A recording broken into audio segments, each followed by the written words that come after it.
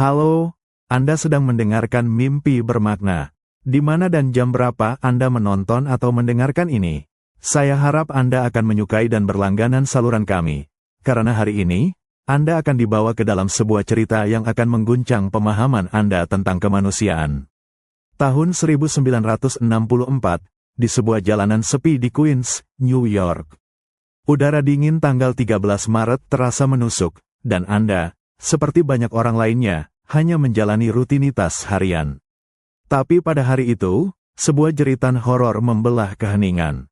Sebuah pembunuhan brutal terjadi, dan yang lebih mengerikan, laporan awal menyebutkan bahwa setidaknya 38 orang menyaksikan atau mendengar kejadian itu, namun tidak ada satupun yang bertindak.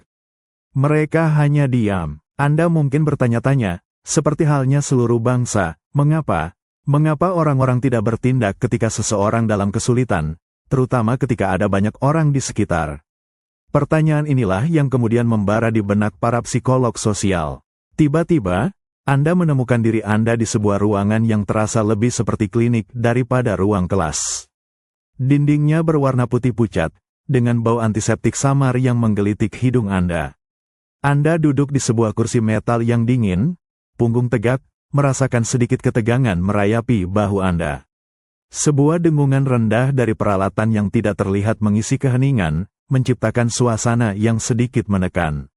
Anda melihat beberapa orang lain, juga peserta, dengan ekspresi yang sama-sama cemas namun berusaha terlihat tenang. Sebuah instruksi tak terduga datang, meminta Anda untuk berpartisipasi dalam sebuah studi tentang masalah pribadi di perkotaan. Anda ditempatkan di sebuah bilik kecil, terisolasi, hanya bisa berkomunikasi melalui intercom. Suara-suara lain terdengar sesekali, para peserta yang berbeda, semuanya membahas topik yang sama.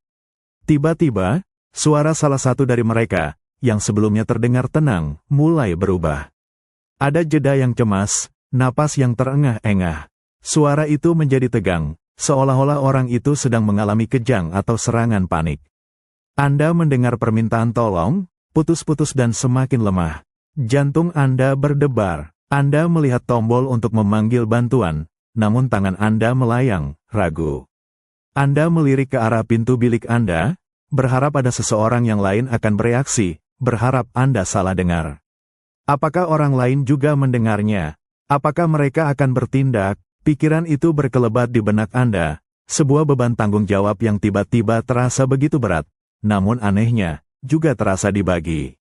Anda merasa terperangkap dalam ketidakpastian, mengamati wajah-wajah peneliti yang sesekali terlihat dari celah, ekspresi mereka tidak terbaca. Anda mulai memahami konsep aneh ini, difusi tanggung jawab.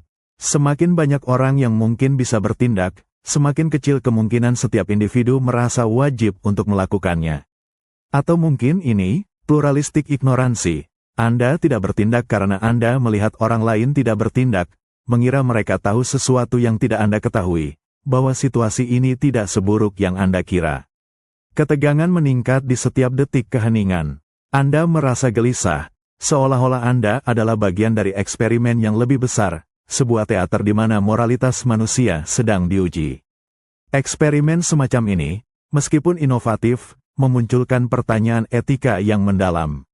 Para peneliti, dalam upaya memahami mengapa manusia gagal bertindak, secara sengaja menciptakan skenario yang memicu kecemasan dan kebingungan pada Anda. Mereka menipu Anda, membuat Anda percaya bahwa situasi darurat itu nyata.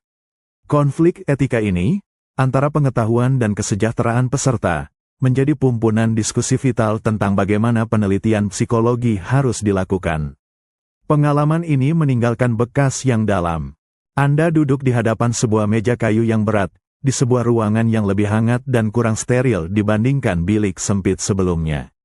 Lampu gantung yang lembut memancarkan cahaya, namun Anda merasakan berat di dada, sebuah ketidaknyamanan yang bukan lagi berasal dari ketegangan menunggu. Ingatan akan jeritan yang Anda dengar, permintaan tolong yang putus asa di intercom, masih bergema di benak Anda. Ini adalah beberapa saat setelah eksperimen berakhir. Seorang peneliti duduk di seberang Anda, tatapannya lelah namun tajam. Mereka tidak lagi mengenakan jas lab yang kaku, melainkan kemeja kasual yang sedikit berkerut. Anda merasakan hawa dingin merayap di punggung, menyadari bahwa ada sesuatu yang penting yang akan diungkapkan. Sebuah file di atas meja, tertutup, menjadi fokus tatapan Anda. Anda memikirkan kembali kisah yang telah mengguncang banyak orang, tentang seorang wanita bernama Kitty Genovese, dan kesunyian 38 jendela yang menyaksikan. Pertanyaan itu kembali menghantui, mengapa begitu banyak orang tidak bertindak? Kemudian, peneliti itu mulai berbicara, suara mereka pelan namun penuh makna. Mereka menjelaskan, dengan hati-hati, bahwa kejadian yang Anda alami barusan, jeritan minta tolong di intercom, serangan panik yang terdengar begitu nyata, itu semua adalah bagian dari simulasi. Sebuah skenario yang dirancang dengan cermat. Sebuah kebohongan. Anda merasakan kejutan yang menusuk, campuran antara rasa lega dan pengkhianatan. Anda telah tertipu. Anda melihat kembali ke dalam diri Anda, mengingat keraguan, ketakutan, dan momen di mana Anda bertanya-tanya apakah orang lain akan bertindak sebelum Anda. Peneliti itu melanjutkan, menjelaskan bagaimana mereka telah mengamati respons Anda. Mereka memperkenalkan konsep difusi tanggung jawab, bagaimana semakin banyak orang yang diyakini hadir, semakin kecil kemungkinan setiap individu merasa memiliki kewajiban untuk campur tangan. Anda merasa seperti sebuah titik data, sebuah angka dalam grafik yang mewakili kelemahan manusia. Mereka juga berbicara tentang pluralistik ignoransi, di mana Anda melihat orang lain tidak bertindak, sehingga Anda juga tidak bertindak, salah mengira bahwa mereka memiliki pemahaman yang lebih baik tentang situasi, bahwa tidak ada bahaya nyata. Anda merasakan sebuah beban psikologis yang baru, bukan lagi tekanan untuk bertindak, melainkan tekanan untuk memahami mengapa Anda gagal atau mengapa Anda begitu mudah termanipulasi. Anda menyadari, dengan rasa mual di perut, bahwa seluruh skenario ini adalah upaya untuk mereplikasi keheningan mengerikan dari 38 jendela itu, dalam skala yang terkontrol. Namun, ada harga yang harus dibayar. Harga etika. Para peneliti juga terlihat bergulat dengan dilema ini, menjelaskan bagaimana mereka harus menimbang kebutuhan akan pengetahuan dengan potensi penderitaan yang mereka timbulkan pada Anda.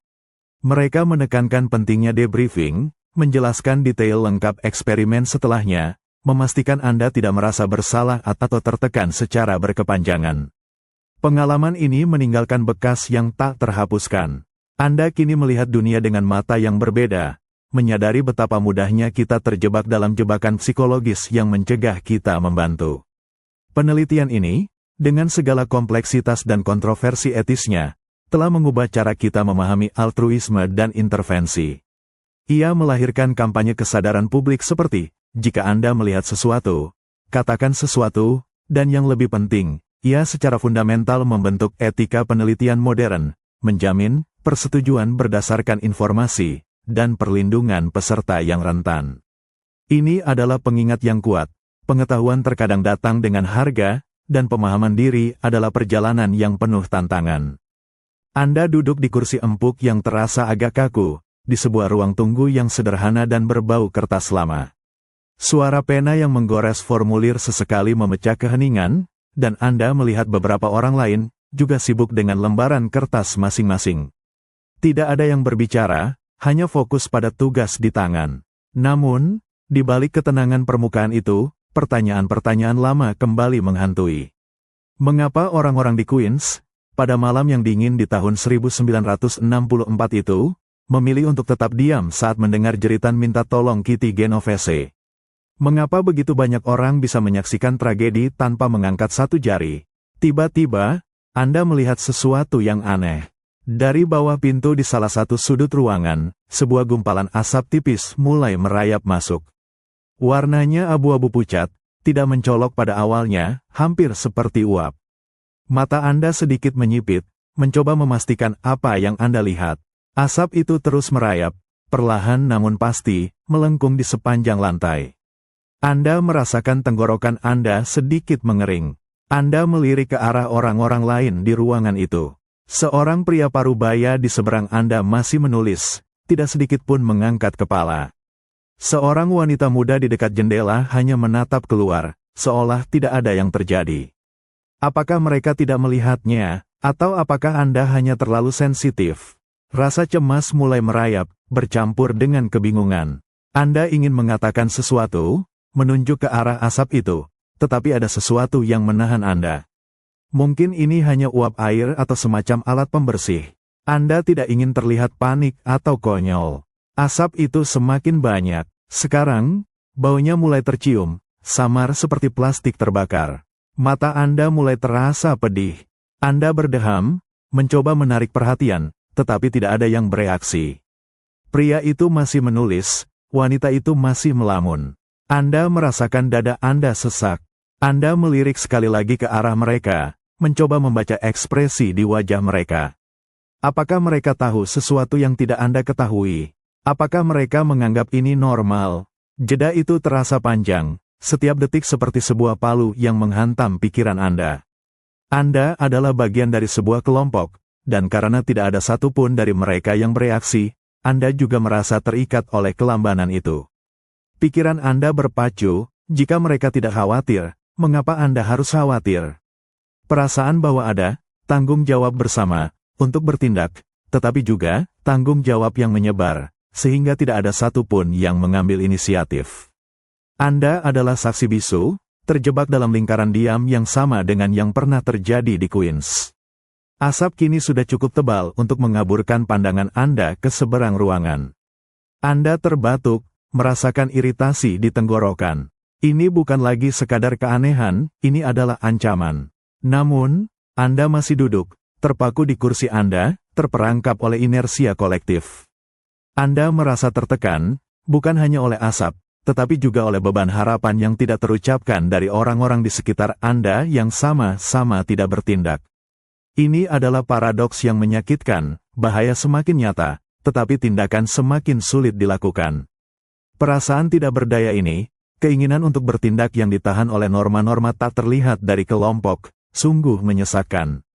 Anda menyadari betapa mudahnya akal sehat dapat dibungkam oleh kesunyian bersama, betapa persepsi, normalitas, yang salah dapat mengalahkan insting bertahan hidup. Dan dalam keheningan itu, Anda merasakan gema pertanyaan kuno tentang kemanusiaan. Anda berdiri di lorong yang terang benderang, udara berbau deterjen dan sedikit bau gosong yang samar. Perasaan gelisah masih merayapi Anda, campuran antara malu, marah, dan kelegaan. Asap di ruang tunggu tadi, yang ternyata adalah asap buatan, masih terasa melekat di indera Anda. Anda telah menjadi bagian dari sebuah sandiwara, sebuah panggung di mana respons manusia terhadap bahaya diuji. Dan Anda, seperti banyak orang lainnya, tidak bertindak dengan segera. Seorang peneliti, kali ini dengan ekspresi yang lebih ramah namun tetap serius, mendekati Anda. Mereka menjelaskan bahwa eksperimen asap itu, seperti halnya simulasi kejang melalui intercom, dirancang untuk mengungkap efek pengamat atau bystander effect. Anda melihat wajah mereka, mencari jawaban atas pertanyaan yang masih mengganggu, mengapa? Mengapa begitu sulit untuk bertindak ketika orang lain juga ada di sana? Mereka menjelaskan bahwa ini semua berawal dari pertanyaan mendalam yang muncul setelah pembunuhan Kitty Genovese yang mengerikan. Bagaimana mungkin 38 orang bisa menyaksikan atau mendengar seseorang diserang tanpa ada yang membantu? Masyarakat terguncang, mencari penjelasan atas keheningan kolektif ini. Dari kekosongan psikologis inilah lahir obsesi untuk memahami altruisme dan intervensi. Anda mendengar mereka berbicara tentang John Darley dan Bill Platane, para perintis yang berani mencoba mereplikasi kondisi, kehidupan nyata, di laboratorium. Mereka menciptakan situasi darurat yang dirancang untuk menguji batas-batas naluri menolong Anda. Anda berpikir tentang bilik intercom, dan kemudian ruang tunggu yang berasap itu, menyadari betapa cerdiknya mereka dalam meniru kepanikan dan kebingungan. Mereka ingin tahu, apakah keheningan itu disebabkan oleh keacuhan murni, ataukah ada mekanisme psikologis yang lebih rumit yang bekerja. Anda merasakan gelombang ketidaknyamanan saat mereka merinci konsep-konsep seperti difusi tanggung jawab dan pluralistik ignoransi. Itu bukan hanya teori di atas kertas, Anda baru saja mengalaminya. Anda merasakan tekanan psikologis, beban ketika Anda yakin orang lain pasti sudah bertindak, atau ketika Anda melihat orang lain tidak bertindak, sehingga Anda juga ikut ragu. Ini bukan tentang kebaikan atau kejahatan individu, melainkan tentang bagaimana lingkungan sosial membentuk respons kita. Para peneliti mengakui bahwa metode mereka, yang seringkali melibatkan penipuan dan induksi kecemasan, tidak luput dari kritik etika. Anda merasakan itu secara langsung. Anda merasa sedikit direkayasa. Namun, mereka meyakinkan Anda bahwa setiap langkah diambil untuk memastikan kesejahteraan Anda, dengan debriefing yang mendalam setelahnya. Mereka menjelaskan bahwa pengalaman yang Anda alami ini, meskipun menantang, telah menjadi landasan bagi etika penelitian modern, memaksa para ilmuwan untuk berpikir lebih keras tentang informed consent dan perlindungan peserta. Anda meninggalkan eksperimen ini dengan pikiran yang jernih, namun hati yang berat. Anda kini lebih peka terhadap lingkungan sekitar, lebih sadar akan isyarat nonverbal dan dinamika kelompok. Anda memahami bahwa efek pengamat bukanlah alasan untuk tidak bertindak, melainkan sebuah peringatan. Ini adalah pelajaran tentang bagaimana masyarakat secara keseluruhan dipengaruhi oleh tindakan, atau ketiadaan tindakan, dari setiap individunya. Sebuah panggilan untuk menjadi lebih sadar, lebih berani, dan lebih manusiawi di tengah keramaian. Anda melangkah keluar dari gedung penelitian, merasakan angin dingin musim gugur menerpa wajah Anda. Udara New York yang padat dan berbau knalpot terasa begitu nyata setelah berjam-jam berada di dalam ruangan yang steril. Namun, Anda tidak benar-benar berada di tahun sekarang. Anda telah dibawa kembali ke masa lalu, ke tahun 1960-an, ke jalanan-jalanan yang ramai di mana anonimitas adalah raja. Sebuah keramaian yang seolah melindungi, namun juga memisahkan. Anda berjalan di trotoar yang penuh sesak. Suara klakson tak henti-hentinya, deru mesin taksi kuning yang melaju kencang, dan gumaman percakapan yang tak terputus. Anda merasakan sentuhan bahu-bahu yang lewat, aroma kopi dan rokok yang bercampur di udara. Kota ini hidup, berdenyut dengan energi yang tak ada habisnya, tetapi juga menyimpan sisi gelap. Pikiran Anda masih dipenuhi oleh cerita Kitty Genovese, sebuah nama yang menjadi simbol kengerian kolektif. 38 orang, 38 jendela, 38 keheningan. Anda bertanya-tanya, apakah anonimitas di tengah keramaian inilah yang menciptakan jurang pemisah antara satu sama lain? Tiba-tiba, di tengah keramaian itu, Anda melihat seorang pria tersandung dan jatuh di pinggir jalan, tas belanjaannya tumpah ruah. Oranye dan apel bergulir di trotoar, pakaian berserakan. Anda merasakan adrenalin sedikit meningkat. Ini bukan simulasi, ini terjadi di depan mata Anda. Anda melihat ke sekeliling, orang-orang masih berjalan melewatinya. Beberapa melirik sekilas, lalu membuang muka. Beberapa lainnya bahkan tidak sedikit pun mengubah langkah mereka. Anda merasakan sebuah tarikan aneh, keinginan untuk membantu, tetapi juga keraguan yang samar-samar. Anda menyipitkan mata, memperhatikan ekspresi di wajah-wajah orang yang lewat. Kebanyakan tampak terburu-buru, sebagian besar tidak terganggu. Apakah mereka terbiasa dengan pemandangan seperti ini? Apakah mereka menganggapnya bukan urusan mereka? Anda merasakan tekanan internal yang aneh. Jika Anda satu-satunya yang berhenti, apakah Anda akan terlihat konyol? Apakah Anda akan memperlambat keramaian? Anda melihat seorang wanita muda berhenti sejenak, melirik ke arah pria yang jatuh itu, lalu dengan cepat melanjutkan langkahnya, tatapannya menyapu Anda, seolah-olah mencari konfirmasi atas tindakannya.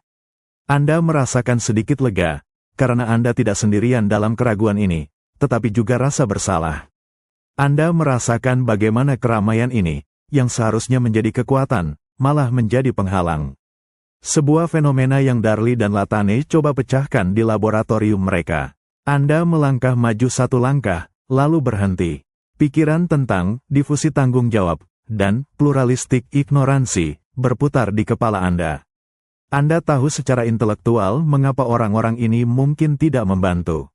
Mereka mengira orang lain akan melakukannya, atau mereka menafsirkan ketidakpedulian orang lain sebagai sinyal bahwa situasinya tidak begitu darurat.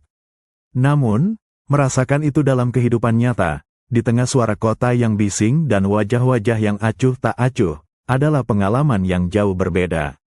Pria itu masih berjuang untuk mengumpulkan barang-barangnya.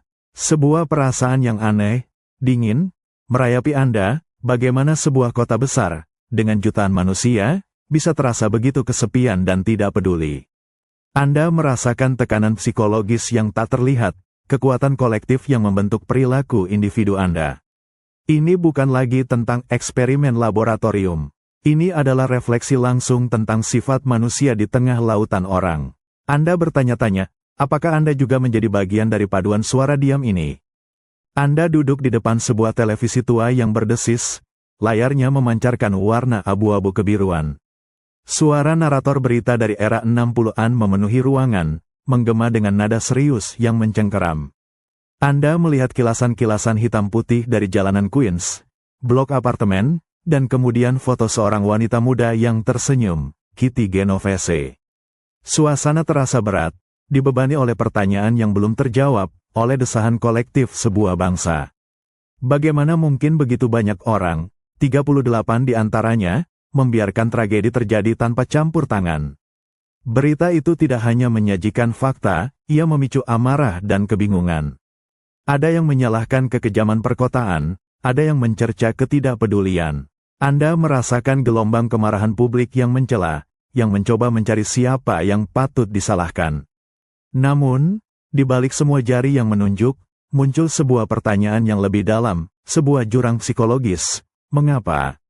Mengapa orang-orang tidak bertindak ketika mereka menyaksikan penderitaan, terutama ketika mereka berada di tengah keramaian? Anda melihat seorang profesor dengan kacamata tebal berbicara di layar, membahas sesuatu yang baru, sesuatu yang lebih dari sekadar orang jahat. Mereka berbicara tentang sebuah kekosongan psikologis, sebuah teka-teki tentang sifat manusia yang tidak bisa dijelaskan dengan sekadar menyalahkan. Ini bukan hanya masalah moralitas individu, melainkan sesuatu yang lebih kompleks, sesuatu yang membutuhkan penyelidikan ilmiah. Anda merasakan ketegangan yang muncul dari kebutuhan mendesak untuk memahami, untuk mengisi kekosongan itu. Ini adalah era ketika para psikolog seperti John Darley dan Bill Platane mulai merasakan desakan itu. Anda membayangkan mereka, di balik meja-meja penelitian, bergumul dengan pertanyaan besar, bagaimana mereplikasi keheningan mengerikan dari 38 jendela itu di bawah kondisi laboratorium yang terkontrol. Anda merasakan risiko yang mereka ambil, etika yang mereka pertaruhkan, dalam mendesain eksperimen yang mungkin terasa mengganggu atau bahkan kejam, demi mencari kebenaran tentang perilaku manusia. Anda tahu, karena Anda pernah merasakannya sendiri, bagaimana eksperimen semacam itu bisa menginduksi kecemasan. Mereka mulai mengungkap, difusi tanggung jawab, ide bahwa ketika banyak orang hadir, tanggung jawab untuk bertindak menyebar, membuat setiap individu merasa kurang bertanggung jawab. Anda merasa seolah-olah beban itu diangkat dari bahu Anda, namun sekaligus merasakan betapa rapuhnya batas antara tindakan dan kelambanan. Kemudian ada pluralistik ignoransi, fenomena di mana Anda menafsirkan kelambanan orang lain sebagai bukti bahwa tidak ada keadaan darurat yang nyata. Anda merasakan bagaimana isyarat-isyarat sosial yang salah bisa menipu indera Anda, membuat kompas moral Anda sedikit goyah. Ini adalah pertempuran untuk memahami diri sendiri, untuk melihat ke dalam cermin dan mengakui bahwa kita semua rentan terhadap kekuatan-kekuatan psikologis ini. Perdebatan etika tentang eksperimen-eksperimen ini sendiri menjadi katalis. Anda melihat bagaimana diskusi-diskusi sengit itu akhirnya membentuk persetujuan berdasarkan informasi dan perlindungan peserta, memastikan bahwa pencarian akan pengetahuan tidak mengorbankan martabat manusia. Pada akhirnya, Anda merasakan dampak mendalam dari semua ini. Bukan hanya dalam kampanye publik seperti, jika Anda melihat sesuatu, katakan sesuatu, tetapi dalam pemahaman kolektif kita tentang kebaikan, altruisme, dan intervensi. Ini adalah pengingat bahwa keheningan adalah pilihan, dan bahwa memahami mengapa kita terkadang memilihnya adalah langkah pertama untuk mengubahnya. Ini adalah refleksi tentang kerentanan manusia dan potensi kita untuk saling menolong. Anda duduk di kursi berlengan kulit yang usang, di sebuah ruang kerja yang sunyi di dalam menara gading universitas. Bau buku-buku lama, kopi dingin, dan debu tipis bercampur di udara, menciptakan suasana kontemplatif yang berat.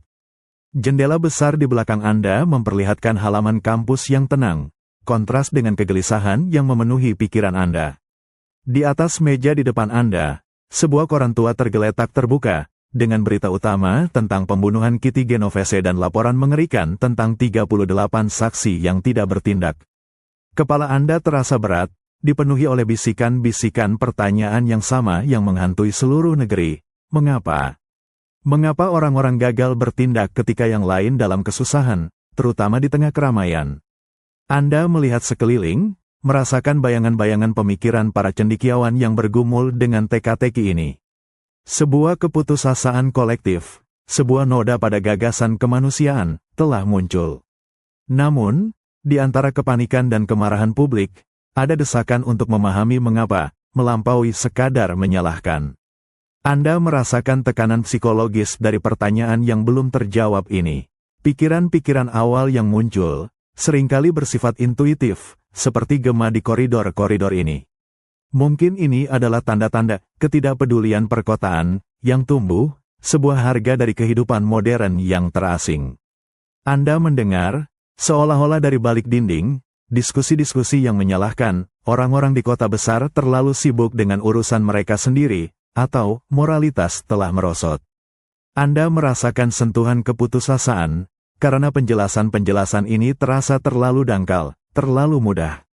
Anda membolak-balik halaman catatan, melihat coretan dan hipotesis awal. Beberapa menyarankan bahwa mungkin saksi-saksi itu mengira orang lain sudah memanggil polisi. Atau mungkin mereka takut akan keselamatan mereka sendiri. Ini adalah teori-teori awal, mencoba meraih sesuatu yang bisa menjelaskan fenomena yang begitu membingungkan dan memilukan ini. Anda merasakan frustrasi yang sama, mencoba merangkai potongan-potongan teka-teki, mencari pola di tengah kekacauan. Udara di ruangan terasa semakin berat, bukan karena panas, tetapi karena intensitas pencarian jawaban. Anda mencoba menempatkan diri pada posisi para saksi itu. Apa yang mereka rasakan? Apakah mereka lumpuh oleh ketakutan? Apakah mereka menafsirkan keheningan orang lain sebagai sinyal bahwa situasinya tidak separah itu? Sebuah gambaran samar dari sebuah hipotesis mulai terbentuk di benak Anda, bahwa keberadaan orang lain, alih-alih menjadi sumber bantuan, justru bisa menjadi penghalang. Sebuah pemikiran yang tidak intuitif, bahkan paradoks. Anda merasakan dorongan untuk menguji ide-ide ini, untuk melangkah keluar dari ranah spekulasi dan masuk ke ranah bukti. Bisikan-bisikan di Menara Gading ini, teori-teori awal yang samar-samar ini, mulai menciptakan ketegangan, sebuah kebutuhan mendesak untuk merancang eksperimen yang bisa mengungkap kebenaran di balik perilaku manusia yang membingungkan ini. Anda memahami bahwa untuk benar-benar menguak misteri di balik keheningan 38 jendela itu, seseorang harus berani menciptakan situasi yang serupa, di mana kompas moral diuji, dan di mana tekanan psikologis dapat diamati secara langsung. Ini adalah awal dari sebuah pencarian, sebuah obsesi ilmiah, untuk memahami apa yang membuat kita menjadi manusia, atau kadang, justru gagal menjadi manusia. Anda duduk di hadapan papan tulis putih yang besar, di sebuah ruangan yang terang benderang. Spidol berwarna-warni tergeletak di sampingnya, tetapi papan itu tetap kosong, mencerminkan kekosongan di benak Anda. Angka 38 tertulis di sudutnya, sebuah pengingat abadi akan para saksi yang tidak bertindak pada malam pembunuhan Kitty Genovese yang mengerikan. Awalnya, penjelasan yang paling masuk akal bagi Anda, seperti bagi banyak orang lain, adalah tentang apatisme atau kejahatan semata. Sebuah gagasan yang sederhana, meskipun menyakitkan. Anda merasakan beratnya pertanyaan yang menggantung di udara. Mengapa orang-orang gagal menolong saat yang lain dalam bahaya, terutama ketika ada banyak orang di sekitar? Logika umum Anda menjerit bahwa semakin banyak orang yang ada, semakin besar kemungkinan seseorang akan membantu. Bukankah itu yang seharusnya terjadi? Anda merasakan frustrasi yang meningkat, karena akal sehat Anda seolah bertabrakan dengan kenyataan yang dingin dan tidak menyenangkan. Papan tulis itu mulai terasa seperti cermin, memantulkan asumsi-asumsi Anda yang kini dipertanyakan. Pikiran Anda kembali ke eksperimen interkom yang Anda alami, jeritan panik yang terdengar begitu nyata. Atau ke ruangan yang dipenuhi asap. Bukankah intuisi Anda mengatakan bahwa Anda akan segera bertindak? Namun, Anda ingat keraguan itu, pandangan yang Anda curi ke arah orang lain, pikiran bahwa pasti ada orang lain yang akan melakukannya. Anda merasakan tekanan psikologis yang nyata ketika Anda mencoba memahami bagaimana keberadaan orang lain, alih-alih menjadi kekuatan pendorong, justru bisa menjadi penghalang. Ini adalah kontradiksi yang menyakitkan, lebih banyak mata yang melihat, namun lebih sedikit tangan yang membantu. Darly dan Latane, para peneliti di balik eksperimen-eksperimen ini, telah berjuang dengan paradoks yang sama. Mereka menemukan bahwa akal sehat seringkali gagal menangkap kompleksitas sifat manusia. Ini bukan tentang individu yang jahat, melainkan tentang dinamika sosial yang halus dan tidak terlihat. Mereka memperkenalkan konsep difusi tanggung jawab kepada Anda, dan Anda merasakannya, beban untuk bertindak seolah terbagi di antara semua orang yang hadir, membuat setiap orang merasa kurang bertanggung jawab. Anda menyadari betapa rentannya Anda terhadap pengaruh ini. Lalu ada pluralistik ignoransi. Anda menafsirkan ketidakreaktifan orang lain sebagai sinyal bahwa situasinya tidak benar-benar darurat, menipu diri Anda sendiri bahwa semuanya baik-baik saja. Anda merasakan bagaimana penilaian Anda dapat dengan mudah dibelokkan oleh isyarat-isyarat sosial yang salah. Anda menyadari bahwa untuk mengungkap kebenaran di balik kegagalan akal sehat ini, para peneliti harus mengambil langkah-langkah yang berani, bahkan kadang-kadang secara etis menantang. Mereka harus menciptakan situasi yang membuat Anda merasa tidak nyaman, yang membuat Anda meragukan naluri Anda sendiri, hanya untuk menunjukkan bagaimana kekuatan tersembunyi dapat mengendalikan tindakan Anda. Konflik etika yang melekat dalam menipu peserta dan memicu kecemasan inilah yang memaksa diskusi penting tentang debriefing dan kesejahteraan peserta. Pada akhirnya, Anda merasakan dampak mendalam dari penemuan-penemuan ini. Ini adalah pelajaran yang kuat, bahwa untuk benar-benar memahami perilaku manusia, kita harus bersedia untuk melampaui apa yang terasa masuk akal. Kita harus menghadapi kebenaran yang tidak nyaman, yang menunjukkan betapa kompleksnya kita sebagai makhluk sosial. Dan dalam pemahaman itu, terletak sebuah kekuatan untuk mengatasi batasan-batasan akal sehat, dan untuk bertindak. Anda melihat tumpukan koran lusuh di atas meja kayu yang penuh coretan, di sebuah ruangan kecil yang berantakan dengan buku-buku dan makalah yang berserakan. Bau tinta lama dan kopi dingin menguar di udara. Di tengah tumpukan itu, sebuah artikel berita dari tahun 1964 menonjol, dengan judul besar yang masih membangkitkan rasa tidak percaya, pembunuhan Kitty Genovese. Di sana tertulis, setidaknya 38 orang menyaksikan, tetapi tidak ada yang bertindak. Anda merasakan gelombang kemarahan, lalu kebingungan, dan akhirnya, sebuah keraguan pahit.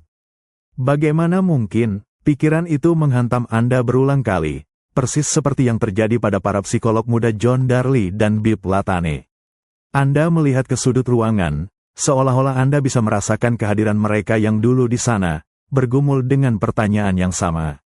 Mengapa orang-orang tidak membantu ketika orang lain dalam kesusahan, terutama di tengah keramaian? Akal sehat menjerit bahwa semakin banyak orang, semakin besar kemungkinan bantuan akan datang. Namun, kasus Kitty Genovese menamparkan keras logika ini. Anda merasakan desakan yang sama untuk memahami, sebuah ketidakpercayaan yang membara yang mendorong mereka untuk mencari jawaban. Ketegangan di ruangan itu terasa tebal.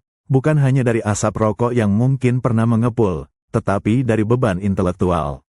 Anda membayangkan Darly dan Latane, tatapan mereka terpaku pada halaman-halaman berita, bergantian melirik satu sama lain dengan ekspresi tak percaya yang sama. Mereka tahu, penjelasan dangkal tentang orang jahat tidaklah cukup. Ada sesuatu yang lebih dalam, lebih sistemik, tentang psikologi manusia yang bekerja dalam situasi kelompok. Anda merasakan gairah dan kegelisahan yang sama, sebuah keharusan untuk mengubah pertanyaan yang membingungkan ini menjadi sesuatu yang dapat diukur, dapat diamati. Anda melihat gambar-gambar sketsa kasar di papan tulis tua, bagan-bagan yang menunjukkan tata letak sebuah ruangan, garis-garis yang menghubungkan titik-titik. Ini adalah embrio dari eksperimen-eksperimen inovatif mereka. Anda merasakan proses berpikir mereka. Bagaimana menciptakan skenario darurat yang cukup realistis untuk memicu respons tulus, tetapi cukup terkontrol untuk dianalisis. Anda melihat di pikiran Anda bilik-bilik intercom yang terpisah, dan kemudian, ruangan yang perlahan-lahan dipenuhi asap. Ini bukan sekadar desain, Ini adalah upaya berani untuk meniru kejamnya kenyataan, untuk menguak tabir di balik keheningan yang mematikan. Saat mereka merancang ini, Anda merasakan ketegangan etis yang muncul. Untuk membuat eksperimen ini berhasil, mereka harus menipu peserta. Mereka harus menciptakan kecemasan, bahkan mungkin ketakutan. Anda membayangkan perdebatan mereka yang intens, bergulat dengan garis tipis antara kebutuhan akan pengetahuan dan potensi penderitaan yang mereka sebabkan. Disinilah, difusi tanggung jawab, dan pluralistik ignoransi, mulai terbentuk sebagai hipotesis yang kuat, bukan lagi dugaan, tetapi sebuah mekanisme yang dapat diuji. Penemuan-penemuan ini, yang lahir dari ketidakpercayaan dan dorongan tak tergoyahkan, mengubah wajah psikologi sosial. Anda merasakan dampaknya, bukan hanya dalam pemahaman kita tentang altruisme dan intervensi, tetapi juga dalam etika penelitian itu sendiri. Debriefing dan informed consent bukan lagi sekadar formalitas, melainkan sebuah keharusan moral yang lahir dari pengalaman pahit ini. Ini adalah pelajaran yang kuat, bahwa dari pertanyaan yang paling tidak nyaman sekalipun, dapat lahir pemahaman yang mendalam tentang diri kita, dan batasan-batasan kemanusiaan kita.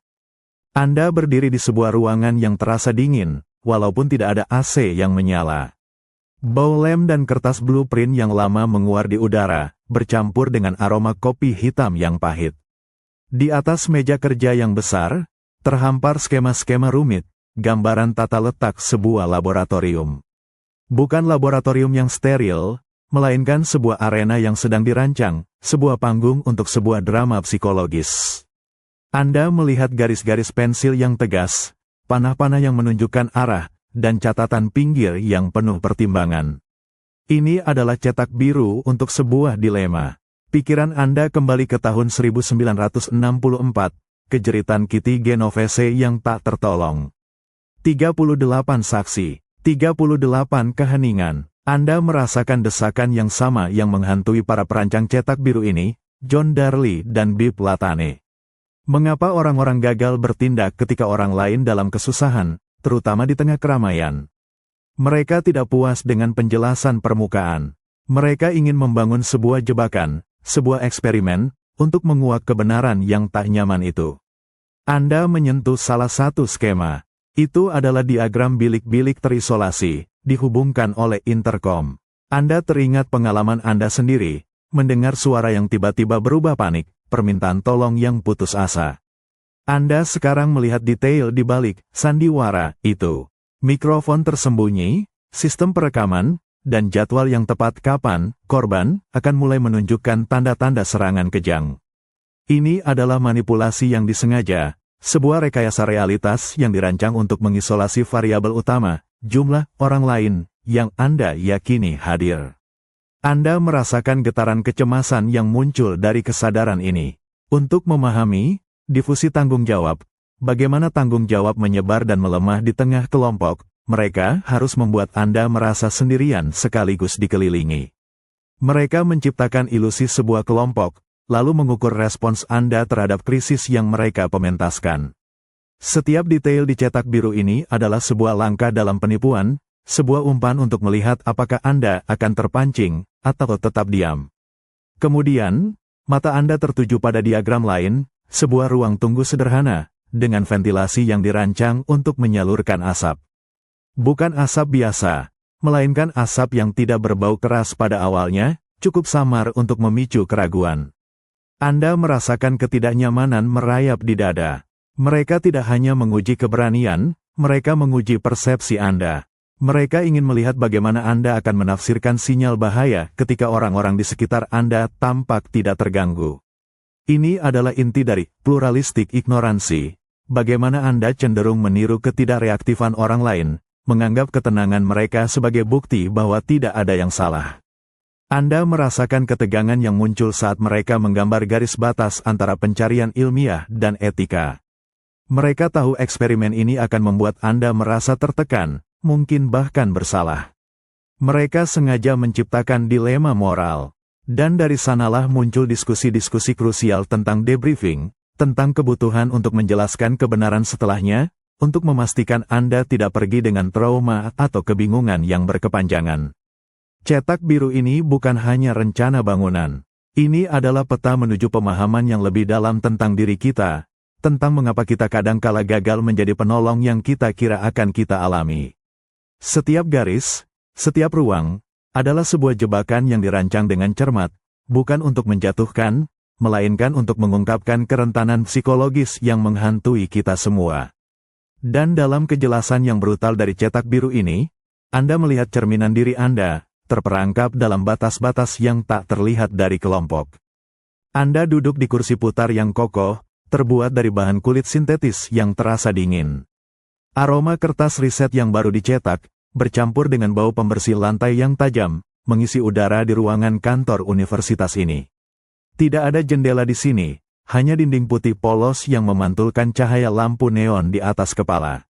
Anda sendirian, diisolasi dalam bilik ini, dengan sebuah meja kecil dan sebuah interkom usang sebagai satu-satunya koneksi Anda dengan dunia luar. Sebuah dengungan rendah yang konstan dari interkom itu menandakan bahwa sistem sedang aktif, sebuah garis terbuka menuju ketidakpastian. Pikiran Anda kembali ke nama Kitty Genovese, sebuah bayangan yang menghantui setiap sudut penelitian ini. 38 orang menyaksikan, namun tak ada yang bertindak. Pertanyaan yang sama sekali lagi mendesak di benak Anda. Mengapa orang-orang gagal menolong saat yang lain dalam kesusahan, terutama di tengah keramaian? Disinilah, di dalam ruang terkontrol ini, para peneliti ingin menemukan jawabannya, atau setidaknya, beberapa petunjuk. Sebuah suara asing tiba-tiba terdengar dari interkom, agak teredam dan jauh. Suara seorang pria, memperkenalkan diri sebagai peserta lain dalam penelitian. Anda mendengarkan, mencoba menangkap nuansa dalam suaranya. Ada sedikit kegugupan, sedikit kecemasan, yang terasa manusiawi di balik distorsi elektronik. Dia berbicara tentang tekanan hidup di kota, tentang rasa cemas yang kadang menyerang tanpa peringatan. Anda mengangguk-angguk, seolah-olah dia bisa melihat Anda, merasakan sedikit koneksi yang aneh melalui teknologi kuno ini. Kemudian, suara itu mulai berubah. Jeda yang lebih panjang, napas yang terengah-engah, seperti seseorang yang kesulitan mengambil udara. Kata-kata yang diucapkan menjadi tidak jelas, terpotong-potong. Suara itu semakin panik, semakin menekan. Saya merasa, tidak enak badan, kemudian terdengar seperti tersedak. Anda merasakan detak jantung Anda melonjak. Otot-otot Anda menegang. Di bilik yang terisolasi ini, Anda tidak punya visual. Anda hanya punya suara, yang kini dipenuhi oleh kengerian yang semakin nyata. Anda melirik tombol merah di interkom, tombol untuk memanggil bantuan. Jari Anda melayang di atasnya, merasakan dinginnya plastik. Namun, sebuah keraguan aneh menyergap. Apakah orang lain juga mendengar ini? Apakah ada peserta lain yang mendengar? Bukankah seharusnya mereka yang bertindak terlebih dahulu? Anda merasakan beban yang mendalam. Beban tanggung jawab yang tiba-tiba terasa begitu berat. Namun anehnya, juga terasa dibagi di antara entitas-entitas tak terlihat yang mungkin sedang mendengarkan.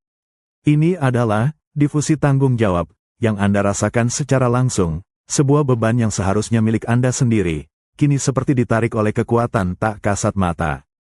Suara panik itu semakin kuat, terdistorsi, nyaris seperti jeritan putus asa. Anda merasa terjebak, terisolasi, antara kebutuhan untuk bertindak dan kebingungan yang timbul dari ketiadaan visual dan keberadaan orang lain yang tidak bereaksi. Anda mencari isyarat, namun tidak ada. Hanya dinding putih dan suara terengah-engah yang memecah keheningan. Anda merasakan tenggorokan Anda mengering, napas Anda dangkal. Ketegangan psikologis ini, antara perintah moral untuk membantu dan kekuatan tak terlihat dari kehadiran orang lain, mencekik Anda. Pada akhirnya, Anda merasakan dampak dari penipuan etis ini. Mereka sengaja menempatkan Anda dalam situasi distres, untuk memahami bagaimana kompas moral Anda bereaksi di bawah tekanan kelompok. Pengalaman ini, meskipun terasa seperti manipulasi, justru mengungkap kebenaran yang tidak nyaman tentang diri kita.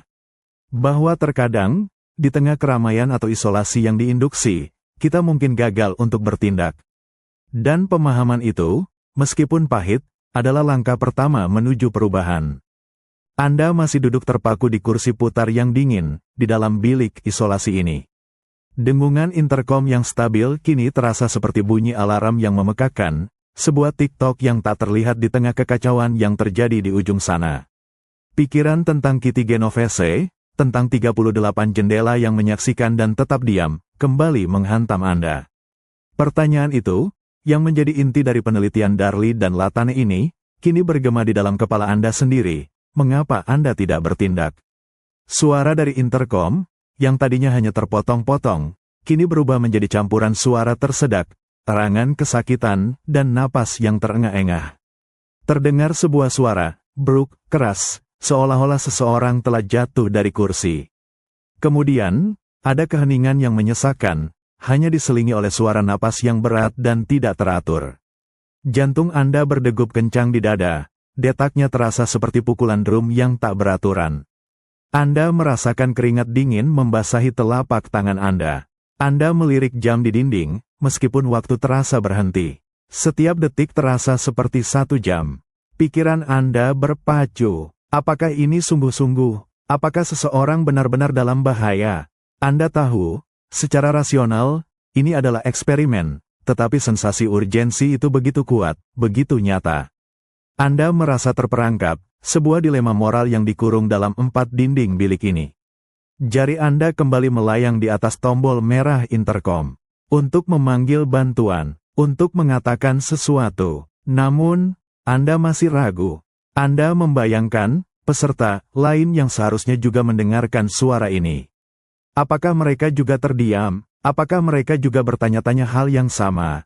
Anda merasakan beban difusi tanggung jawab itu? Sebuah sensasi aneh bahwa karena ada orang lain yang hadir, beban untuk bertindak bukan sepenuhnya milik Anda. Ini bukan keacuhan, melainkan sebuah kelumpuhan psikologis. Anda mencoba mencari petunjuk. Anda menyipitkan mata, mencoba melihat melalui dinding putih yang tidak tembus pandang, seolah-olah Anda bisa melihat ekspresi di wajah peserta lain itu. Anda mencari konfirmasi, sebuah sinyal bahwa ini benar-benar darurat dan Anda harus bertindak. Namun, tidak ada yang datang. Hanya keheningan dari bilik-bilik lain, sebuah pluralistik ignoransi yang menekan. Anda menafsirkan keheningan mereka sebagai sinyal, jika mereka tidak bertindak, mungkin situasinya tidak seburuk yang Anda kira. Suara napas berat di interkom berlanjut, semakin lemah, semakin putus asa. Anda merasa cemas, frustrasi, dan sedikit malu. Mengapa begitu sulit untuk menekan satu tombol? Mengapa Anda begitu terpengaruh oleh keberadaan, atau ketiadaan, reaksi orang lain? Para peneliti telah menciptakan krisis yang palsu. Sebuah serangan kejang, yang direkam, bukan untuk menipu Anda secara pribadi, melainkan untuk mengungkap kerentanan universal dalam psikologi manusia. Detik-detik terus berlalu, tanpa henti, setiap detiknya menambah bobot pada keputusan Anda. Anda menyadari bahwa Anda sedang mengalami tekanan psikologis yang dirancang dengan cermat, sebuah ujian etis yang akan selamanya mengubah pandangan Anda tentang altruisme dan intervensi. Ini adalah harga dari pengetahuan, sebuah pengalaman yang mendalam tentang batasan-batasan kemanusiaan dan kekuatan tak terlihat yang membentuk respons kita di saat krisis.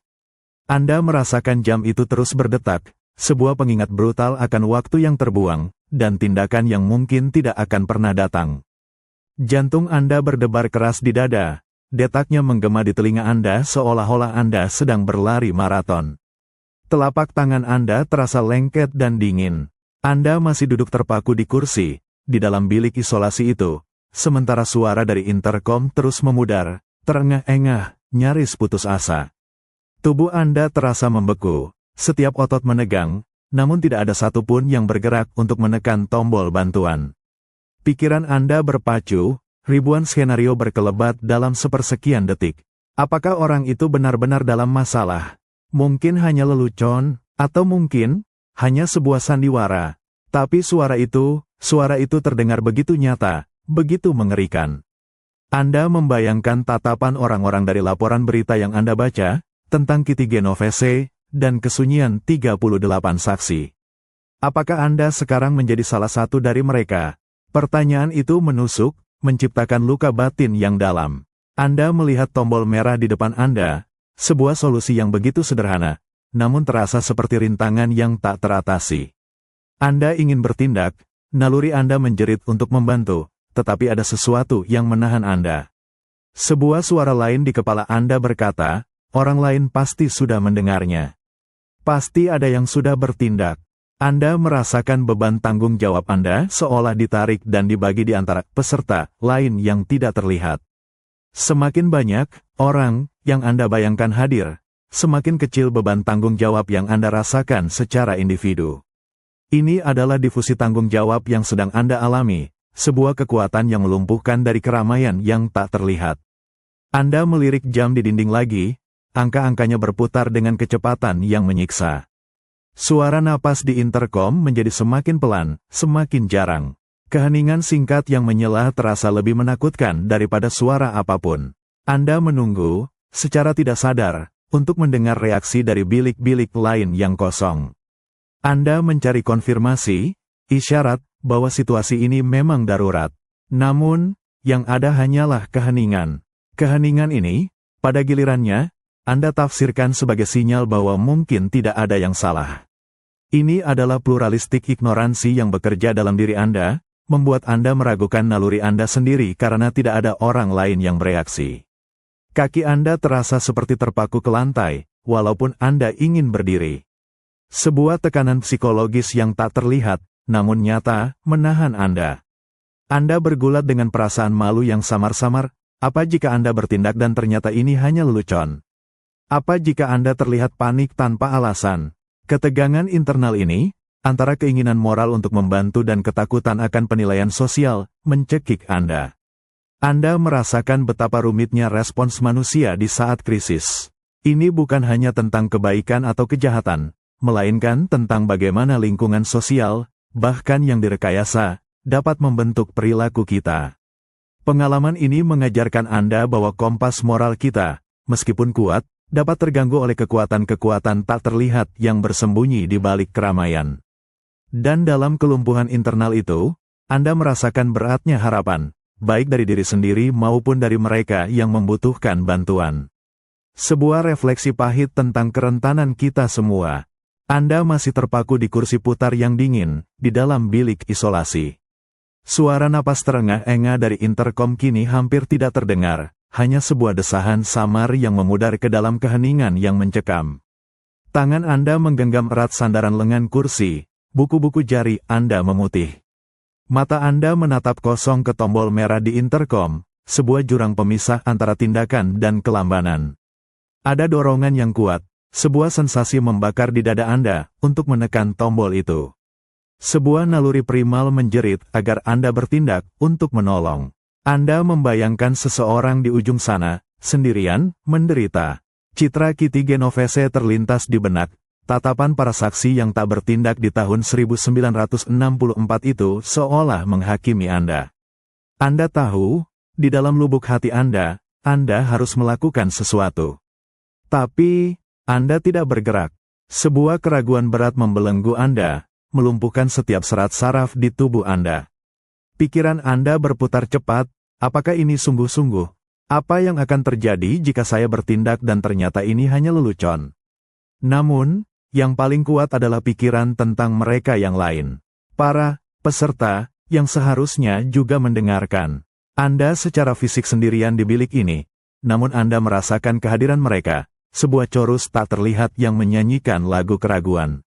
Anda merasakan beban kesaksian itu, beban menjadi satu-satunya yang mendengar, namun juga beban dari sebuah kelompok yang Anda yakini juga hadir. Anda mencoba untuk memproses situasi. Jika orang lain ada, mengapa tidak ada yang bersuara? Mengapa interkom tetap sunyi dari bilik-bilik lain? Anda mencari isyarat, tanda, konfirmasi. Dan dalam ketiadaan isyarat itulah, Anda menafsirkan keheningan mereka sebagai sinyal. Sinyal bahwa mungkin ini tidak seburuk yang Anda kira, atau bahwa sudah ada orang lain yang akan menangani. Ini adalah pluralistik ignoransi yang menyelimuti akal sehat Anda, mengubah naluri altruistik menjadi kebingungan dan kelambanan. Perasaan beban tanggung jawab Anda seolah mencair, melebur ke dalam udara. Anda tidak lagi merasa menjadi satu-satunya yang harus bertindak. Sebaliknya, tanggung jawab itu terasa tersebar, terpecah-pecah di antara peserta lain yang tidak terlihat. Ini adalah difusi tanggung jawab yang bekerja di dalam diri Anda. kekuatan psikologis yang mengurangi tekanan pribadi untuk campur tangan. Anda merasa seperti sebuah perahu tanpa kemudi, terombang-ambing oleh arus tak terlihat dari kehadiran kelompok. Waktu terasa melambat, setiap detiknya adalah palu yang menghantam kesadaran Anda. Suara dari interkom kini benar-benar senyap. Hanya dengungan statis yang tersisa, sebuah kesaksian atas apa yang mungkin telah terjadi, dan apa yang mungkin tidak Anda lakukan. Anda merasakan kepedihan yang menusuk, sebuah kekecewaan pada diri sendiri. Ini bukan tentang kebaikan atau kejahatan, melainkan tentang kekuatan yang menghipnotis, kekuatan yang bisa mengubah niat terbaik menjadi kelumpuhan. Anda merasakan dampak etis dari eksperimen ini secara pribadi. Mereka telah menciptakan sebuah dilema, bukan untuk menghukum Anda, tetapi untuk mengungkap kerentanan universal dalam psikologi manusia. Dan dalam keheningan bilik itu, Anda merasakan beratnya menjadi seorang saksi, sendirian dengan dorongan untuk bertindak yang dibungkam oleh kelumpuhan keraguan. Sebuah pengingat yang menyakitkan, betapa mudahnya kita terjebak dalam perangkap psikologis yang tak terlihat, bahkan ketika kita tahu apa yang benar untuk dilakukan. Anda berdiri di sebuah persimpangan jalan yang ramai, di tengah hiruk-pikuk kota. Suara klakson, deru kendaraan, dan obrolan orang-orang yang lewat berbaur menjadi simfoni kehidupan urban yang bising. Anda adalah salah satu dari ratusan orang yang bergerak cepat, masing-masing sibuk dengan urusan sendiri. Namun, di antara semua gerakan itu, Anda merasakan sebuah beban tak terlihat yang diletakkan di pundak Anda, sebuah pemahaman baru yang menggantung di udara. Ini adalah bobot yang terdistribusi, efek tak terlihat dari difusi tanggung jawab. Pikiran Anda kembali ke kisah Kitty Genovese, sebuah nama yang kini terasa begitu akrab dan menyakitkan. 38 saksi, 38 keheningan, sebuah pertanyaan yang sama, yang menjadi dasar obsesi Darli dan Latane, mengapa orang-orang tidak bertindak ketika yang lain dalam kesusahan, terutama di tengah keramaian. Intuisi awal Anda mungkin mengatakan bahwa semakin banyak orang, semakin besar kemungkinan bantuan. Namun, Anda kini tahu bahwa itu adalah kesalahpahaman yang tragis. Anda melihat ke sekeliling, pada wajah-wajah yang lewat. Seorang pria tersandung di trotoar, menjatuhkan berkas-berkasnya. Kertas-kertas itu berserakan di bawah kakinya, tertiup angin. Anda merasakan impuls untuk berhenti, untuk membantu. Namun, Anda melihat orang lain. Beberapa melirik, tetapi terus berjalan. Beberapa mengalihkan pandangan. Hampir tidak ada yang melambat. Anda merasakan kekuatan yang aneh, sebuah kelumpuhan yang muncul dari keberadaan mereka. Beban untuk membantu, yang seharusnya terasa mendesak, kini terasa seperti sebuah benang tipis yang ditarik ke segala arah, oleh setiap orang yang lewat. Anda tidak lagi merasa menjadi satu-satunya yang bertanggung jawab. Sebaliknya, tanggung jawab itu terasa seperti telah terbagi, disebarkan, ke seluruh kerumunan ini. Ini adalah inti dari difusi tanggung jawab. Semakin banyak orang yang diyakini hadir, semakin kecil tanggung jawab pribadi yang dirasakan oleh setiap individu untuk campur tangan. Anda merasakan tekanan psikologis yang halus, yang menarik Anda mundur, yang membisikkan bahwa orang lain akan melakukannya. Anda menatap pria yang masih berjuang mengumpulkan berkasnya. Anda merasakan konflik internal yang hebat, keinginan untuk membantu versus kekuatan yang tidak terlihat dari inersia kolektif. Anda mencari isyarat di wajah-wajah orang lain. Jika mereka tidak bereaksi, mengapa Anda harus menjadi yang pertama? Perasaan ini, bahwa Anda adalah bagian dari sebuah kelompok yang secara tidak langsung memberikan izin untuk tidak bertindak, begitu kuat. Ini adalah bagaimana difusi tanggung jawab bekerja, bukan sebagai keputusan sadar untuk menjadi acuh tak acuh, melainkan sebagai efek samping yang tak terduga dari kehadiran orang banyak. Anda merasakan dampak etis dari penelitian ini, dari simulasi-simulasi yang mungkin terasa kejam, namun dirancang untuk mengungkap kebenaran yang tidak nyaman ini. Mereka menciptakan situasi yang membuat Anda merasa tidak nyaman, yang menempatkan Anda dalam posisi dilematis, hanya untuk menunjukkan betapa rentannya kita terhadap kekuatan sosial yang tak terlihat. Dan dalam keramaian yang bising ini, Anda merasakan sebuah pencerahan yang dingin. Anda tidak lagi melihat keramaian sebagai kumpulan individu yang terpisah, melainkan sebagai sebuah medan kekuatan psikologis, di mana tanggung jawab bisa menyebar dan memudar, membuat kita semua rentan terhadap kelambanan. Ini adalah pelajaran yang kuat. Untuk bertindak, terkadang kita harus melawan kekuatan yang tak terlihat dari kelompok, dan mengambil beban tanggung jawab itu sepenuhnya di pundak kita sendiri. Anda duduk di sebuah meja bundar, dikelilingi oleh beberapa peneliti. Udara di ruangan itu terasa tegang, namun juga dipenuhi dengan energi penemuan. Di atas meja, terhampar diagram-diagram, grafik, dan catatan yang penuh angka. Anda adalah salah satu titik data di antara semua itu. Kisah Kitty Genovese, 38 saksi yang tidak bertindak, kembali menjadi pusat perhatian. Namun, kali ini, bukan lagi tentang menyalahkan. Ini tentang memahami. Ini adalah momen penyingkapan ilmiah. Seorang peneliti, dengan kemeja rapi dan tatapan intens, menunjuk ke sebuah grafik. Garis-garis data menunjukkan korelasi yang jelas, sebuah pola yang mengerikan. Anda melihat bagaimana probabilitas intervensi menurun drastis seiring dengan bertambahnya jumlah orang yang diyakini hadir. Anda merasakan kejutan yang menusuk, itu bukan tentang ketidakpedulian individu, melainkan tentang mekanisme psikologis yang lebih besar, lebih tak terlihat, yang bekerja di dalam diri Anda dan orang lain. Ini adalah inti dari difusi tanggung jawab. Mereka menjelaskan bahwa Anda, seperti kebanyakan peserta, merasakan beban untuk bertindak ketika Anda berpikir Anda sendirian yang mendengar teriakan minta tolong atau melihat asap. Namun, begitu Anda yakin ada orang lain yang juga sadar, beban itu menyebar.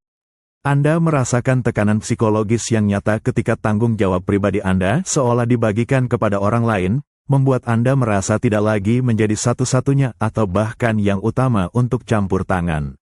Anda merasakan bagaimana naluri dasar untuk menolong dapat dibungkam oleh kekuatan ini, sebuah penemuan yang terasa dingin namun brilian.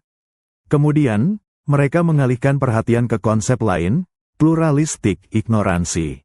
Anda melihat grafik lain yang menunjukkan bagaimana, dalam situasi ambigu, Anda cenderung melihat reaksi orang lain untuk menafsirkan situasi. Jika orang lain tampak tenang atau tidak bereaksi, Anda cenderung menganggap bahwa tidak ada keadaan darurat yang nyata.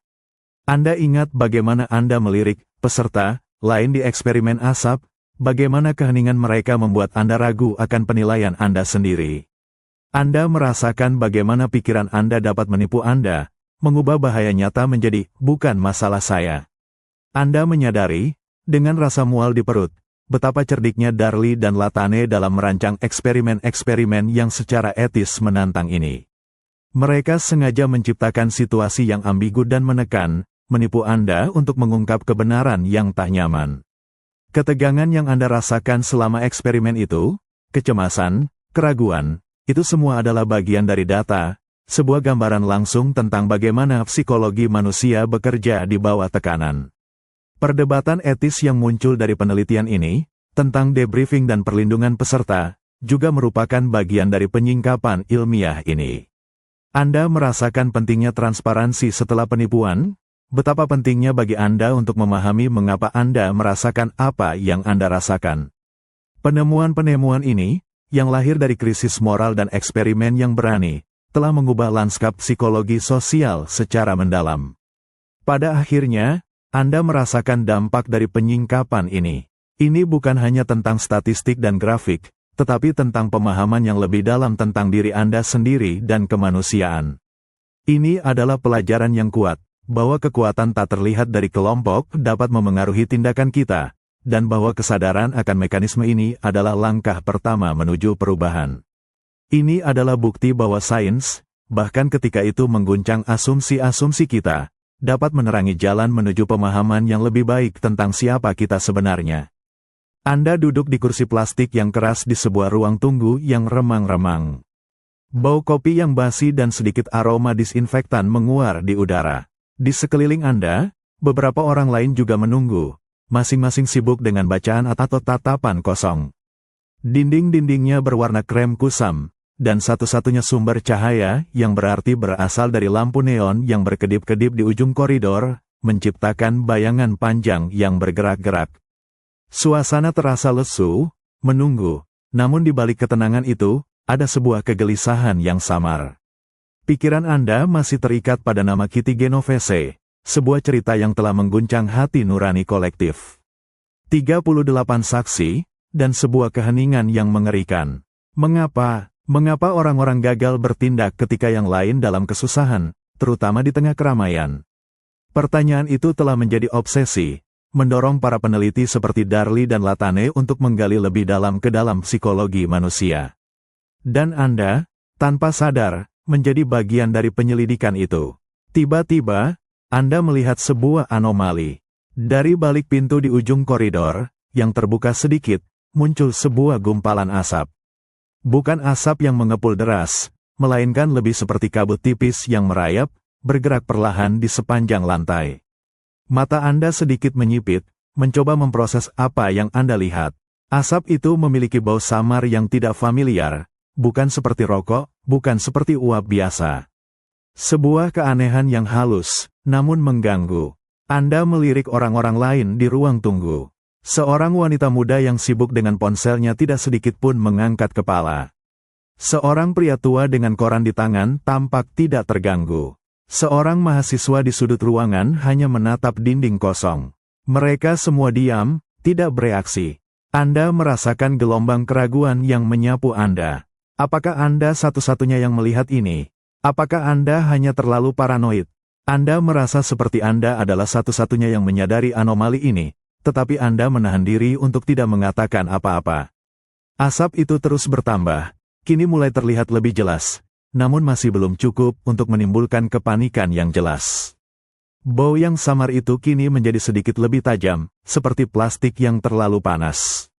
Anda berdeham, mencoba menarik perhatian, tetapi tidak ada yang bergeming. Tatapan kolektif mereka, atau lebih tepatnya ketiadaan tatapan mereka, terasa berat di pundak Anda. Anda merasakan tekanan psikologis yang kuat untuk menyesuaikan diri, untuk tidak menjadi orang yang panik. Anda menyadari bahwa Anda sedang terjebak dalam perangkap pluralistik ignoransi.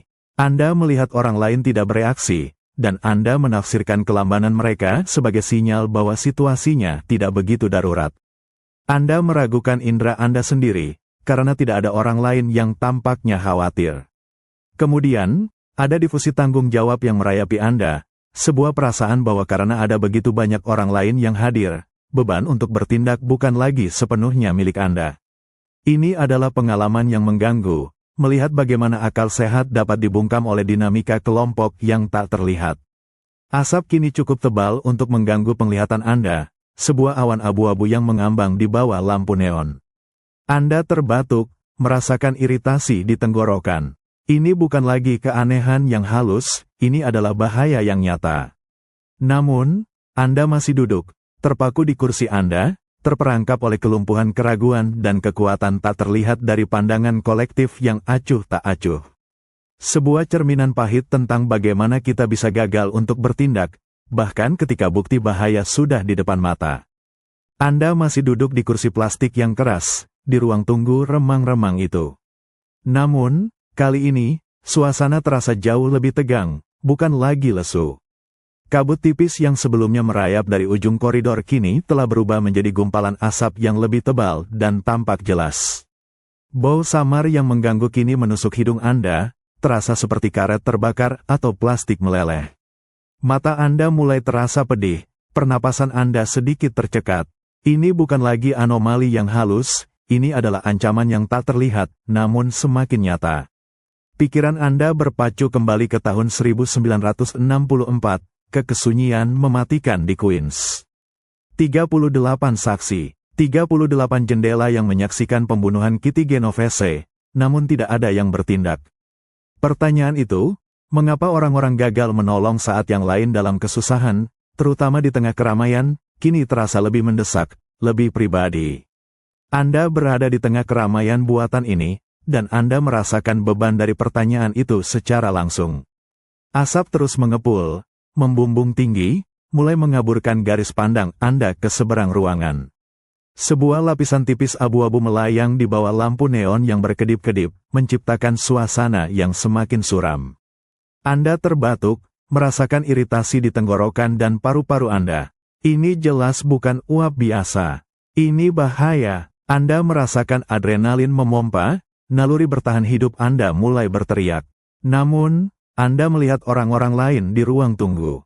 Wanita muda itu masih sibuk dengan ponselnya, tatapannya terpaku ke layar. Pria tua dengan koran itu masih membolak-balik halaman, sesekali berdeham santai. Mahasiswa di sudut ruangan masih menatap kosong, tanpa sedikit pun tanda-tanda kegelisahan. Mereka semua menunjukkan reaksi yang sama, tidak ada reaksi. Hanya pandangan sesekali yang santai ke arah asap, seolah-olah itu adalah bagian normal dari pemandangan sehari-hari.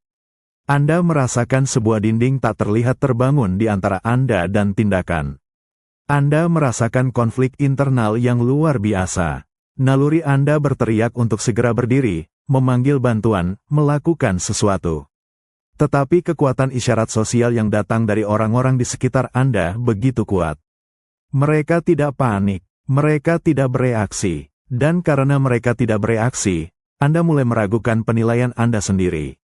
Apakah Anda salah? Apakah ini tidak seberbahaya yang Anda pikirkan? Ini adalah inti dari pluralistik ignoransi, di mana Anda menafsirkan ketenangan orang lain sebagai bukti bahwa tidak ada keadaan darurat yang nyata, bahkan ketika indera Anda sendiri mengatakan sebaliknya.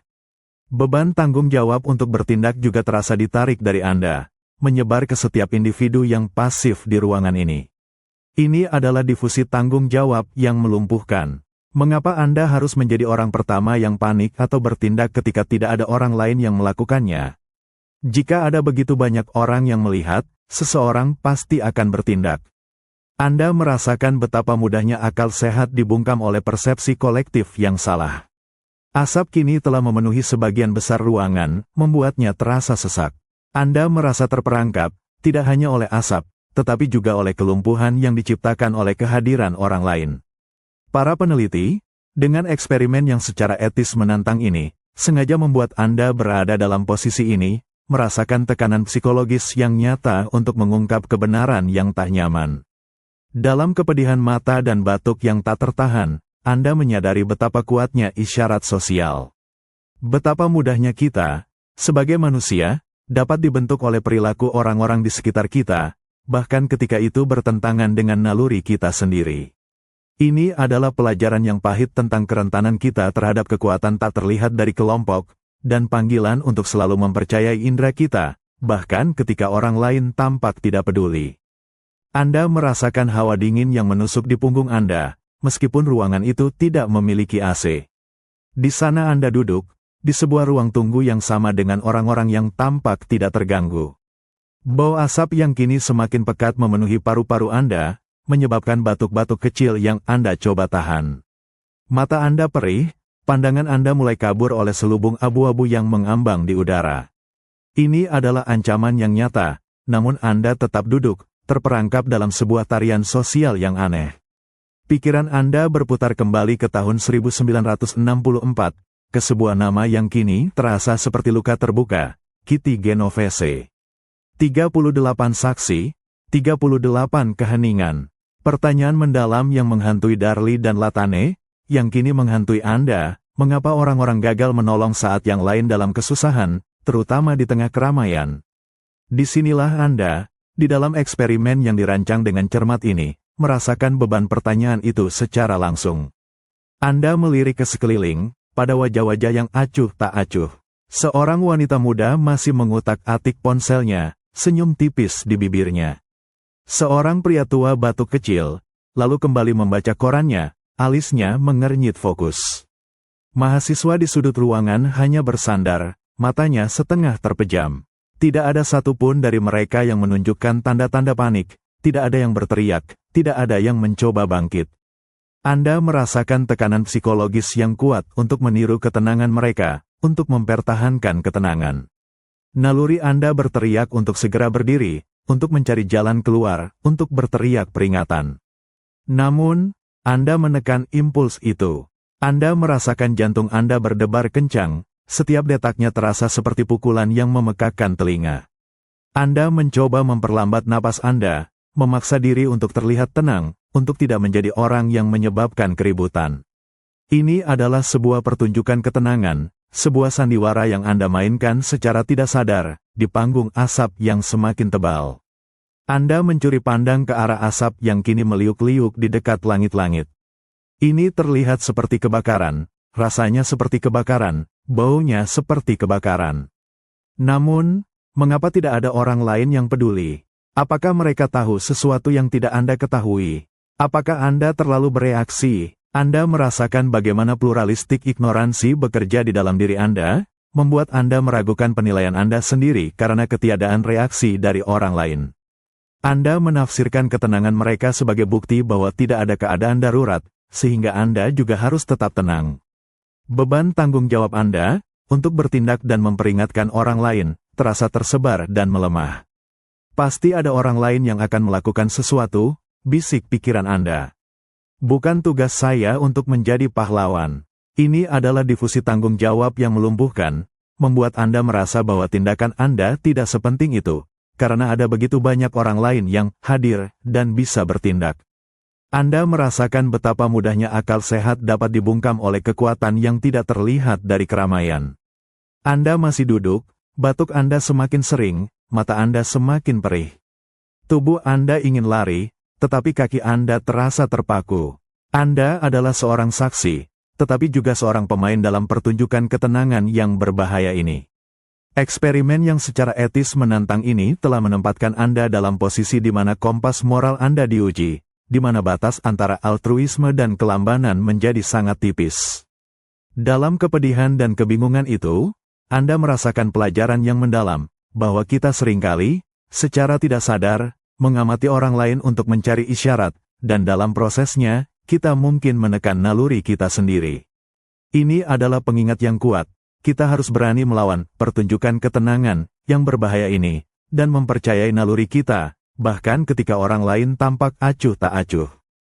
Anda masih berada di ruang tunggu yang remang-remang, namun kini, asap telah begitu tebal hingga pandangan Anda ke seberang ruangan nyaris terhalang. Aroma plastik terbakar yang menyengat memenuhi setiap hirupan napas Anda, menyebabkan batuk yang tidak bisa lagi Anda tahan. Mata Anda berair dan merah. Anda merasakan bahaya yang jelas dan tak terbantahkan. Namun, di antara semua penderitaan fisik ini, ada sesuatu yang jauh lebih dalam yang menggerogoti Anda, pengikisan kepastian. Pikiran Anda kembali ke Kitty Genovese, ke tragedi yang melahirkan seluruh penelitian ini. 38 saksi, 38 keheningan. Anda berada di tengah-tengah simulasi yang dirancang untuk mengungkap mengapa orang-orang gagal menolong saat yang lain dalam kesusahan. Dan Anda, seperti yang lain, sedang merasakan kekuatan tak terlihat yang bekerja. Anda melihat ke arah orang-orang lain di ruangan itu, mencoba mencari sedikit saja tanda panik, sedikit saja tanda bahwa mereka juga merasakan urgensi yang sama seperti Anda. Namun, tidak ada. Wanita muda itu masih melihat ponselnya, pria tua itu masih membaca koran. Mereka sesekali berdeham, mungkin menggosok mata, tetapi tidak ada yang menunjukkan ketakutan. Ketidakreaktifan mereka menjadi sebuah pembenaran yang kuat. Sebuah bisikan yang meyakinkan Anda bahwa, jika mereka tidak bertindak, maka saya juga tidak perlu. Anda merasakan bagaimana kepastian Anda tentang bahaya mulai terkikis. Naluri awal Anda, yang menjerit untuk bertindak, kini dibayangi oleh ketiadaan reaksi kolektif. Anda menafsirkan ketenangan mereka sebagai bukti bahwa situasinya tidak seburuk yang Anda kira, bahwa mungkin ini hanya alarm palsu, atau bahkan lelucon. Ini adalah pluralistik ignoransi yang bekerja dalam diri Anda, membuat Anda meragukan indera Anda sendiri, menukar persepsi pribadi Anda dengan persepsi kelompok yang tampaknya lebih tenang. Beban tanggung jawab untuk bertindak, yang seharusnya mendesak, kini terasa begitu ringan, hampir tidak ada. Mengapa Anda harus menjadi orang yang menonjol, yang panik, ketika tidak ada orang lain yang melakukannya? Jika ada begitu banyak orang yang hadir, yang bisa bertindak, mengapa harus Anda? Anda merasakan bagaimana difusi tanggung jawab telah menggerogoti rasa urgensi Anda, membuat Anda merasa bahwa tindakan Anda tidak akan membuat perbedaan, atau bahwa orang lain pasti akan campur tangan. Batuk Anda semakin parah, dan Anda merasa panas di wajah. Udara terasa berat, menyulitkan bernapas. Anda merasa terperangkap, bukan hanya oleh asap, tetapi oleh belenggu psikologis yang tak terlihat. Keheningan mereka, ketiadaan tindakan mereka, telah menjadi justifikasi Anda sendiri untuk tidak bertindak. Ini adalah lingkaran setan yang berbahaya, di mana setiap orang menunggu orang lain, dan pada akhirnya, tidak ada yang melakukan apa-apa. Anda merasakan dampak etis dari eksperimen semacam ini. Para peneliti, Darly dan Latane, sengaja menciptakan dilema ini, menipu Anda untuk mengungkap kerentanan universal ini. Mereka ingin menunjukkan betapa mudahnya kita menyerahkan akal sehat dan naluri kita kepada isyarat sosial yang salah. Betapa mudahnya kita mencari pembenaran untuk kelambanan kita sendiri pada ketiadaan tindakan orang lain. Pada akhirnya, di tengah asap yang semakin pekat dan rasa pedih di mata Anda merasakan sebuah kebenaran yang pahit, bahwa dalam keramaian, keheningan dapat menular, dan kepastian dapat terkikis. Ini adalah pengingat yang kuat. Kita harus berani melawan tekanan ini, untuk mempercayai naluri kita, dan untuk tidak menjadikan kelambanan orang lain sebagai pembenaran untuk ketidakpedulian kita sendiri.